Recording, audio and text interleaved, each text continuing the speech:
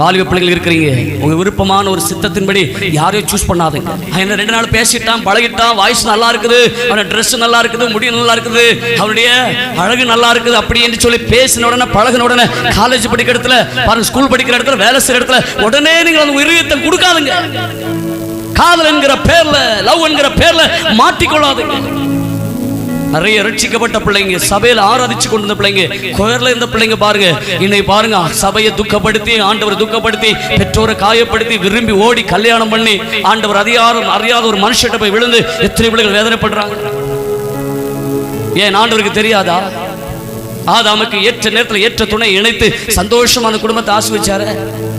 கானா ஒரு கல்யாண வீட்டுல ஆண்டவரே வந்து அந்த குடும்பத்துடைய குறையை நிறைவாக்குனாரு. அவர் குடும்பத்து மேல எவ்வளவு கவனமா இருக்கிறாரு. இன்னைக்கு வாலிப பிள்ளைகள் 12வது படிக்கும் போது, 10வது படிக்கும் போது, நீ இந்த காலத்துல இப்படி இருக்கிறேன்னு ஃப்ரெண்ட்ஸ் கேட்கிறா. உடனே பாத்தீங்கன்னா ஏதோ அவனை சூஸ் பண்றது. ஏமாந்து போகாதுங்க, படிங்க.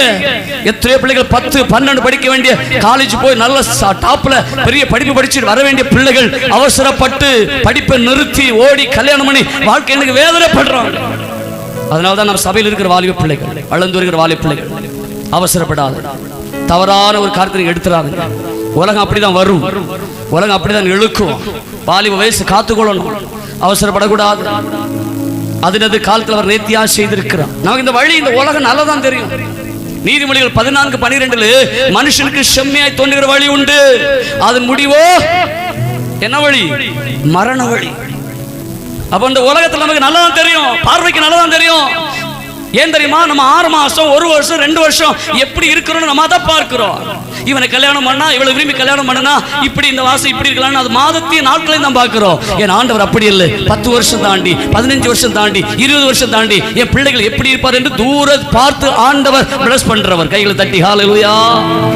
அவசரப்படாதுங்க வாலிப தம்பிகளா, வாலிப தங்கச்சிகளா, சபையில் இருக்கிற சத்தத்தை பார்க்கிற கேட்கிற இதுல இணையதளத்தில் பார்த்து கொள்கிற வாலிப பிள்ளைகளே, தயவு செய்து உங்க வாழ்க்கையை நல்ல ஒரு வாழ்க்கை கெடுத்து விடாதீர்கள்.